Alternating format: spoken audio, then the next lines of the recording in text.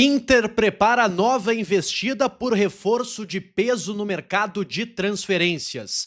Vamos falar sobre opções para o técnico Paulo Pesolano. Ausências no treino podem indicar mais desfalques para o técnico uruguaio. Vamos falar também sobre dois jogadores que estiveram próximos do Inter, mas que tiveram outros destinos na janela de transferências. Tudo isso você vai conferir aqui no canal, depois de deixar o seu like nesse vídeo, se inscrever aqui embaixo e ativar o sininho das notificações. Tudo bem, pessoal? Muito boa noite para vocês. Estou de volta aqui no canal para a gente atualizar as informações do Colorado, o Inter que treinou nesta quinta-feira e ainda fará um último treino amanhã, antes da partida contra o Ipiranga, no sábado, no estádio Beira-Rio, jogo da semifinal de volta. O Inter já com os pés praticamente na final do Campeonato Gaúcho, vai preservar jogadores, mas tem que confirmar ainda a sua vaga na decisão do campeonato estadual. O técnico Paulo Pesolano, pessoal, além do Vitor Gabriel e do Paulinho Paula, que são dois jogadores que estão no departamento médico e não retornam para o jogo desse final de semana, são inclusive também ausências esperadas para o jogo da outra quarta-feira contra o Remo pelo Campeonato Brasileiro. O Inter ainda conta com duas dúvidas importantes sobre jogadores que podem ficar de fora. O primeiro é o Bruno Tabata, ele que foi o destaque da vitória lá em Erechim, fez uma boa partida, apesar das críticas, que a gente faz recorrentemente ao Tabata. Ele fez um bom jogo e acabou sendo importante no jogo da ida. Ele sentiu ao longo da partida, foi substituído e está sendo reavaliado. Ainda não se sabe exatamente se o Pesolano vai poder contar ou não com o jogador, que pode sim ficar de fora. Outro que a tendência é que também fique de fora do jogo deste final de semana é Carboneiro. Ele que foi preservado da viagem para Erechim no jogo da ida. O Inter não informou maiores motivações, disse que era um controle de carga.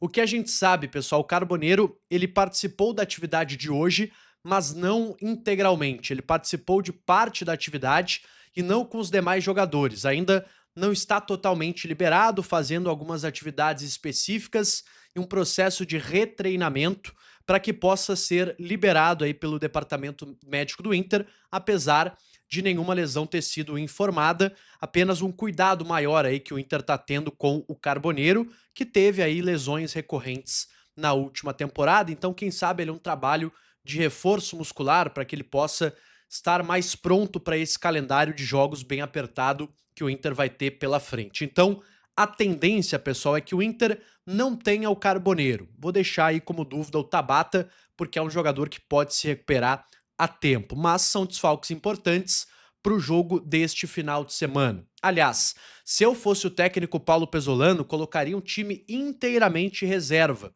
para começar a partida. Talvez o Rocher como goleiro para ganhar ritmo de jogo, acho que precisa inclusive ter um pouco mais de segurança, ter um jogo sem sofrer gols, quem sabe, para dar um pouco mais de confiança para ele, porque tá precisando. No mais, eu acho que seria um erro escalar qualquer titular. O Bernabé, por exemplo, que foi titular lá em Erechim, um dos poucos, inclusive, ele vem já de 4 jogos em sequência. Então, dá um descanso para ele, coloca ali o Alisson, dá uma chance para o garoto. O Matheus Bahia, por exemplo, ainda não está disponível, então tem que ser o Alisson. É um jogo de baixo risco, o Inter tá com uma boa vantagem, então coloca o garoto, deixa os titulares no banco, coloca no segundo tempo para ganhar uma minutagem também, para não ficarem tanto tempo sem atuar, mas em princípio o time praticamente todo reserva para esta decisão contra o Ipiranga de Erechim.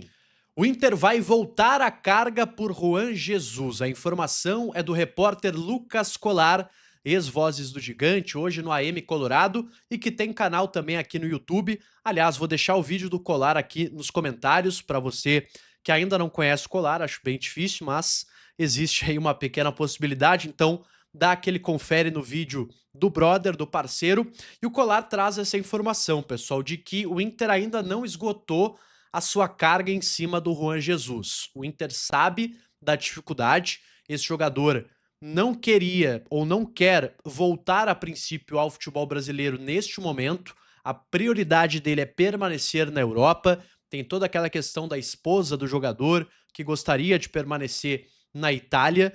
O Juan Jesus tem a possibilidade, inclusive, de renovar o seu contrato com o Napoli, então não é uma tentativa fácil. Só que tem um detalhe, pessoal, conversei hoje também com uma pessoa do mercado, um empresário que circula no mercado, oferece jogador, ouve, enfim, as decisões, as opiniões dos clubes. E o que essa pessoa me disse foi o seguinte: cara, o Inter tá buscando um zagueiro experiente.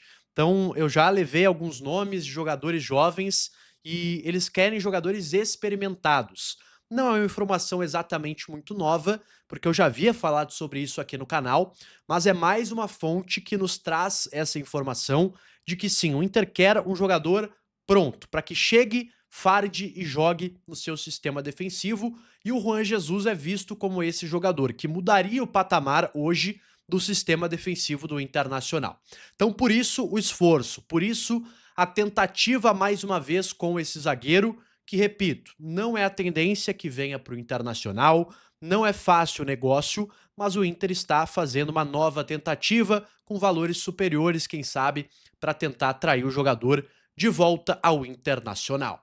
Dois jogadores que o Inter tentou durante esta janela de transferências, esteve até próximo de assinar com esses atletas, acabaram tendo outros rumos. Eu estou falando de Derek Lacerda e Bruno Rodrigues. Começando pelo Derek Lacerda, que foi um jogador que realmente esteve muito próximo do Internacional. A negociação, ela vaza num dia de semana, até não vou lembrar o dia, mas eu estava me preparando para entrar nos Donos da Bola da TV Bandeirantes, ali próximo do meio-dia, vaza a informação via um colega do centro do país de que o Inter estava encaminhado com o Derek Lacerda. Eu entrei em contato com algumas pessoas e de fato consegui confirmar com duas fontes de que o negócio sim estava bem próximo de ser concretizado, faltando ainda alguns detalhes. O vazamento do negócio com a opinião pública que não foi favorável à contratação do jogador, além de outros detalhes que envolviam também a forma de pagamento, que não havia ainda o acerto entre Cuiabá e Internacional, fizeram com que o negócio do Derek Lacerda esfriasse. Então o jogador, ele negociou depois com o Coritiba e acabou fechando com o Balinka. É esse o nome do time? O Báltica, na verdade. Confundi. O Báltica, que joga na Liga Russa. Então, um time pouco conhecido da Liga Russa, que acabou pegando o Derek Lacerda por empréstimo. Então, esse foi o negócio.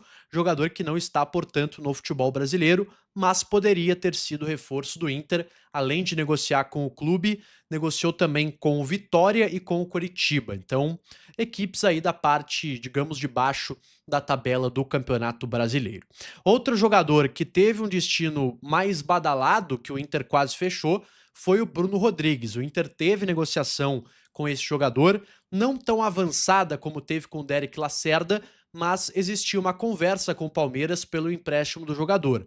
O Inter acabou não avançando no negócio, não sei ainda o motivo, sinceramente, desse recuo do Internacional, mas a preferência foi pela investida no Kaique, o atacante que acabou vindo por empréstimo do Bahia, e o Bruno Rodrigues fechou com o Cruzeiro, empréstimo de uma temporada, lá onde ele trabalhou com o técnico Paulo Pesolano, onde ele explodiu na sua carreira, digamos assim, atuando tanto na Série B, depois na Série A do Campeonato Brasileiro, e é um jogador que agora está de volta à sua casa, atuando pelo Cruzeiro, lá de Minas Gerais.